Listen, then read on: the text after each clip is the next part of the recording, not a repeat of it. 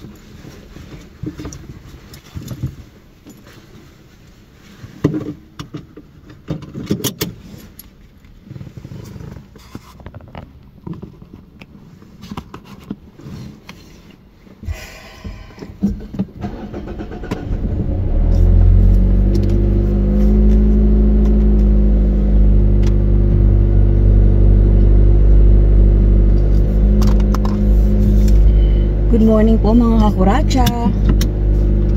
TGIF. Papasok po ako. Friday po ngayon. Thank God it's Friday. Bukas wala tayong pasok. Samahan niyo po ako sa aking biyahe. Sakay na. Sharon Cuneta. So, maaga pa po dito. Nag-decide ako mag-vlog ngayon kasi po meron akong hindi ko matiis na hindi mag-comment or unsolicited whatever. Doon po sa napapanood ko na yung pong unang-una po sa lahat pala ay nakikiramay po ako doon sa mga namatayan, yung pong 3 bata at saka yung ina na alam nyo na, siguro viral naman yan sa Pilipinas, yung sinulog niya yung mga anak niya. Nakikiramay po tayo sa lahat ng nawalan ng mahal sa buhay. Masakit lalo na mga anak, di po ba? So ganito po, marami po ako nabasa, mga binabash nila yung lalaki, ganyan-ganyan, ganito. Ito kasing lalaki, dapat yun ang ganon, dapat ang ganon. Ito kasing babae, ganon. Unang-una po, mga kakuracha, wala tayo sa posisyon. Hindi po natin alam kung anong nangyari talaga. So, ingat lang po tayo sa pagko-comment. Okay lang naman po mag-comment, pero wag naman po yung below the belt na hindi nyo naman alam talaga nangyari. Hinuhusgahan nyo agad yung lalaki o hinuhusgahan nyo agad yung babae. Di po ba? Nakakaawa po yung nangyari. Talagang tumatak po sa isip ko yun, sa puso at isipan. Totoo po yan. Pinag-uusapan namin ng katrabaho ko sa work. Masakit po yung mga bata, naaawa po ako sa kanila kasi hindi po sila nabigyan ng pagkakataong mabuhay. Hindi man tinanong sa kanila kung gusto niyo ba bang mabuhay? Gusto niyo na bang mamatay? Ali kayo, papatayin ko kayo para saktan ko ano man po ang dahilan ng ina. Ay mali po sa mata ng Diyos, sa mata ng tao, sa lahat ng mata.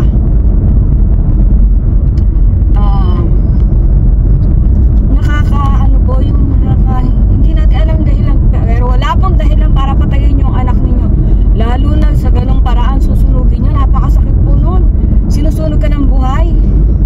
Hindi ka naman agad mamamatay nun eh. Makakaramdam ka ng sakit.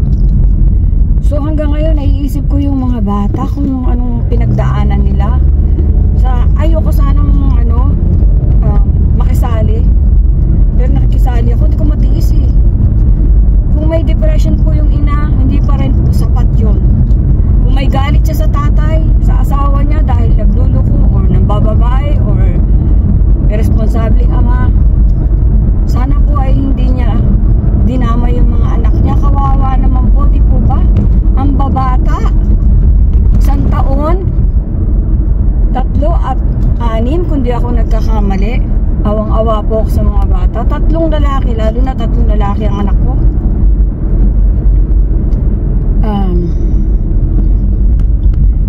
Nasa langit na po yung mga bata na yun, pero yung nanay ay malaking kasalanan po yung ginawa po niya. Hindi po para po tayo manghusga sa mga kapwa natin. Ito po ay gusto ko lang po na iparating sa mga kakuracha na laging may solusyon ang bawat problema. Di po ba? Ang pinanghihinayangan ko lang po yung buhay ng 3 bata na hindi na nabigyan ng pagkakataong mag-decide para sa sarili nila. Hindi na nila naranasan yung buhay na dapat nilang maranasan. Nag-uumpisa pa lang po sila. Pasintabi po sa mga kamag-anak ng babae at lalaki. Nakikiramay po ako at buong pamilya ko sa nangyari. Kaya lang ko talagang binabagabag ako ng aking damdami. So, ang magagawa na lang po natin mga kakuratsya, imbis na i-bash natin yung nanay at tatay, na hindi naman natin alam kung anong kanilang mga dahilan o motibo, pagdasal na lang po natin sila para po yung ina mapatawad sa pagkakamali, o kung nagkaroon man siya ng depression or hindi depression o walang depression, galit, selos, kung ano man. Di po ba? Wala tayong nang magagawa doon at wala tayong karapatan husgahan kahit sino sa kanila. Kahit po yung tatay, kahit nagkamali ang tatay o asawa niya, wala pa rin pong karapatang kuhanin ng buhay, lalo na ng mga anak niyo.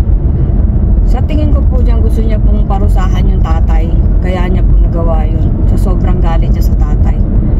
Pero lahat naman po tayo nagkakamali, di po ba? Pero yung kunin mo yung buhay ng anak mo, napakasakit mo nun. Sa pamilya, sa mga naiwan, sa tatay, sa lola, sa mga kapatid, sa pamangkin.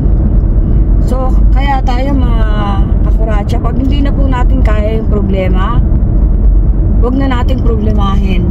Magdasal na lang po tayo kasi hindi naman natin makokontrol ang ginagawa ng ibang tao. Ang makokontrol lang natin yung ating reaksyon sa mga ginagawa ng tao. Di po ba? So, ang ano ko lang po dito ay yung pong huminahon ba? Huminahon tayo sa lahat ng ating desisyon o gagawin. Naaawa po ako sa mga bata, pero wala na tayong magagawa. Pag naiisip ko yung pinagdaanan nila, yung sinusunog ka ng buhay, sakit po noon, di po ba? So sana matahimik po yung ina kung nasan man siya, at ang mga bata alam ko naman na nasa langit po. Nakikiramay po kami sa pamilya, mga iniwan ng mga batang ito.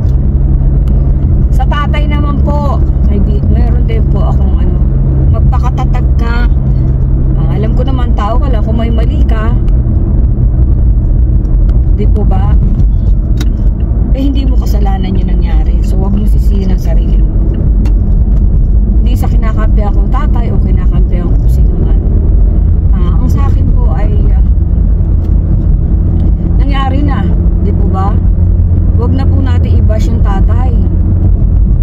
Huwag na natin i-bash yung pamilya. Kasi hindi naman makakatulong. Ito naman mga basher na ito, wala namang ginawa kundi maghanap ng mali. Hindi po ba dapat nga gumawa tayo ng maliit na kabutihan araw-araw? Hindi yung, sabi nga ni Diwata, yung mga basher, mas pangit pa sa kanya. Ay ganun nga po yun, hinahanapan ka ng kapangitan dahil naghahanap po ng damay. So makikita nyo, yun nga yung sinasabi ko yung mga basher, pag tinignan mo yung profile pic, parang may pinagdadaanan talaga. Kasi kung masaya ka naman sa buhay mo, bakit makikialam? Hindi na pwede ka makialam in a nice way, ganun. Pero yung below the belt na makapintas ka, makapambash ka, ano ka, perfect? Ang mga ganyan po, unang-una, walang magawa sa buhay. Pangalawa, ay una, inggit yan, inggit. Tama si Diwata. Si Diwata, nanood kasi ako ngayong umaga kay Diwata. So, meron. Tama naman din siya. Yung mga taong nambabash, wala namang ambag sa buhay niya. So, alam niyo po mga basher, instead na bash kayo, buha kayo ng mga bagay na ikakaunlad ninyo. Hindi yung bash tayo ng bash. Mabalik tayo dun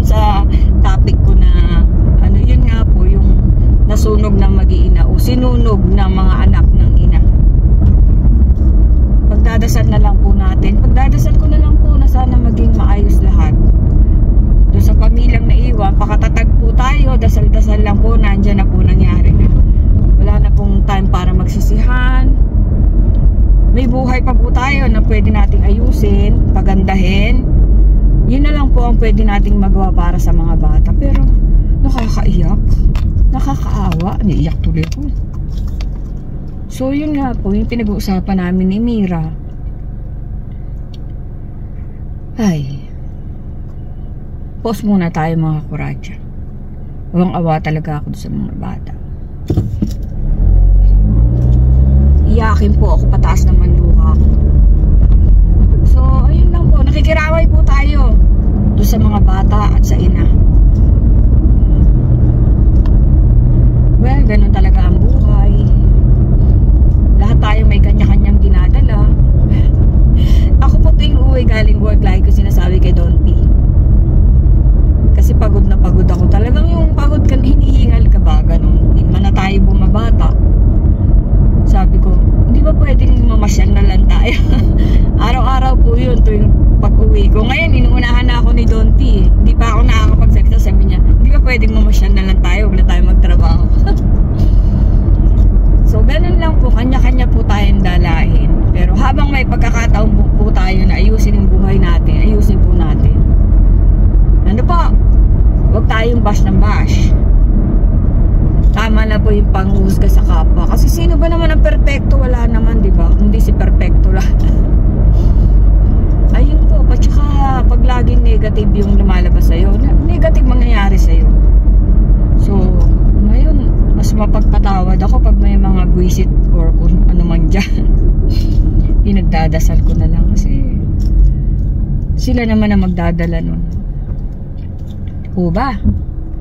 So, naku mga kuratsa, atat na ako sa pagdating ng ate ko. Te, liga na! Isang linggo na lang! Woohoo! Ano yung tingin ko sa kalendaryo? Isang linggo na lang ang aming paghihirap at titiisin. At mag-enjoy na kami. Ay, hindi pa pala. May git isang linggo. Pero darating na si ate na sa isang linggo. So, ingat sa biyahe, te. Hinihintay ka namin. So, ayun na naman. Magsasama-sama kaming magkakapatid. Yun na. Huwag mong kalimutan yung pasalubong mo sa akin, ha? Pantutuli. Yay. So, work lang. Ipon, travel. We are living the American dream. Ganun po pala yun. Pag kumita ka, mag-save ka ng konti, tumulong ka ng konti, mag-travel ka ng marami, at mag-shopping ka ng marami. Di po ba? Wala kang work, ano isa-shopping? Mag-shopping ka, hindi ka magbabayad. Shoplifter. So, ayun po. And God is Friday. Salamat po sa lahat ng mga biyaya at patnubay. Shout out Angie Nicasio, my beautiful friend Candice, another beautiful friend inside and out, Malini, Ella Plaza, Mira.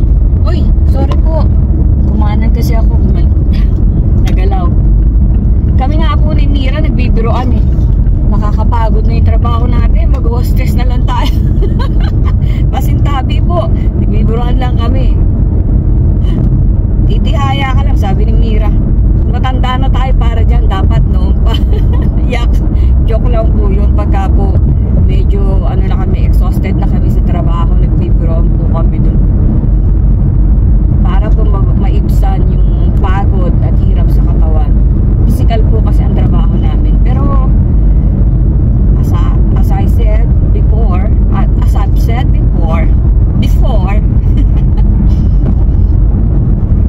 ano lang po, yung exercise with pay. Di po ba? Na-exercise ka na, may bayad ka pa. Yes, naman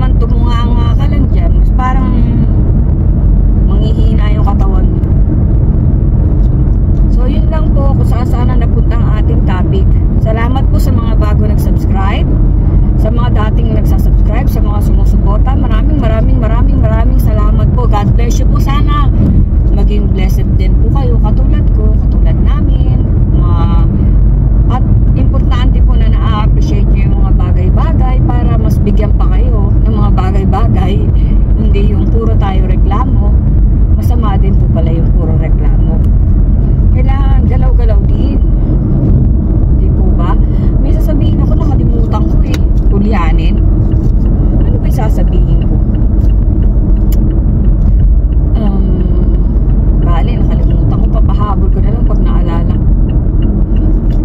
Mga pinag-uusapan namin nung katrabaho ko.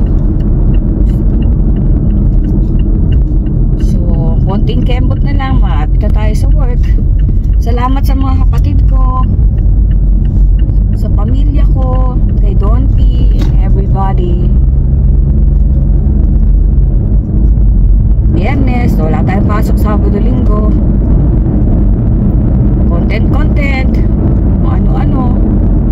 Kahit minsan po ay pinanghihinaan na rin ako ng loob mag-vlog. Kaya lang iniisip ko, okay lang yan. Sige lang, vlog. Upload lang ng upload. Kung may natutuwa, di salamat. Kung may naiinis, wag naman po. Kasi wala naman po tayong masamang intensyon. Hi, Rowena Rico. Sa lahat po ng mga nanonood at sumusuporta, sa mga kaibigan ko, katrabaho, si Rina Guanseng, ganda babae, salamat. Salamat po sa inyo. Walang sawang pasasalamat po sa pagsuporta sa aking abang channel, sa mga kapatid ko, ate ko. Ayun po, iisipin ko anong sasabihin ko. So yun lang po, ipag-pray lang po natin yung mag-iina. Wala na po tayong magagawa at tigilan na po natin yung pambabash. Hindi po ba, wala namang pupuntahang maganda yung pambabash natin. Tulungan nyo na lang po ako ipag-pray na sana mapatawad ng Diyos yung ginawa ng ina sa kanyang mga anak at sa sarili niya. Bata pa siya, 30 plus pa lang, at maganda siya. Kung talagang ang naging problema niya, hindi natin alam, ay ang asawa niya at naglulukod, hindi naman po, mabubuhay naman po tayo kahit walang lalaki. Kung ang problema naman niya ay hirap sa buhay, lahat naman po ay nagdadaan. Pero wala na po, nangyari na ang nangyari. Kahit masakit isipin, nangyari na po. Pero sana po wag nang maulit sa iba. Kung may problema po kayo, magdasal lang po kayo or message nyo ako, usap tayo. Ayun lang po kaya ko ibigay sa ngayon, payu-payuhan according sa aking kakayanan. Yung mga naiinip dyan, walang kausap, chat nyo ako, usap tayo. Naiinip din po ako. So ayun po, malapit na ako sa work. Work. Ingat po tayong lahat. Kuracha, I love you all. Copyright po yun, hindi ko na ginagawang background. Ayun na.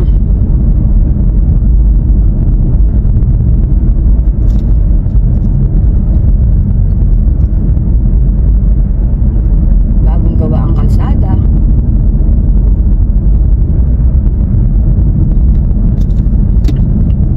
Basher huwag na po bash. Pwede naman mag-comment, huwag na po yung below the belt.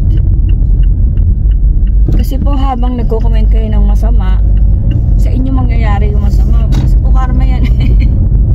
Huwag po tayong masyadong magmarunong. Huwag po tayong masyadong judgmental. Di po ba? Tulungan na lang po tayo pataas. Di po ba? Matutong magpatawad.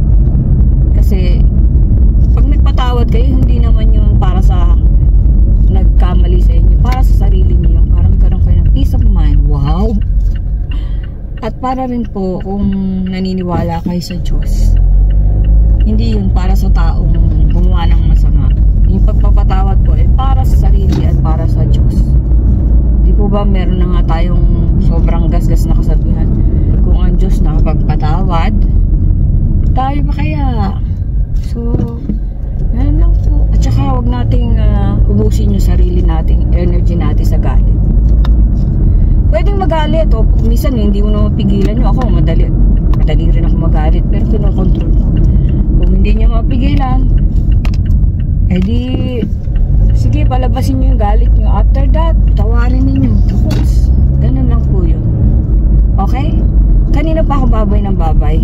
Babay na po talaga. Bebe! Mama chup chup.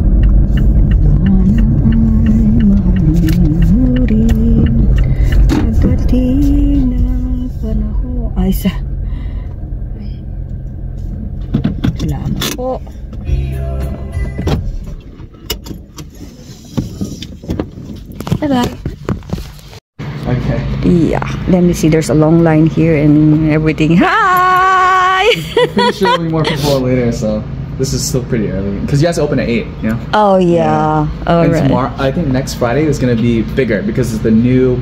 So there's new products every week, but next week's going to be a new line of products. Okay. So not just one product, it's going to be like 3 new products next Friday. So this should be a line next Friday too. Bigger. Yeah. So You know what?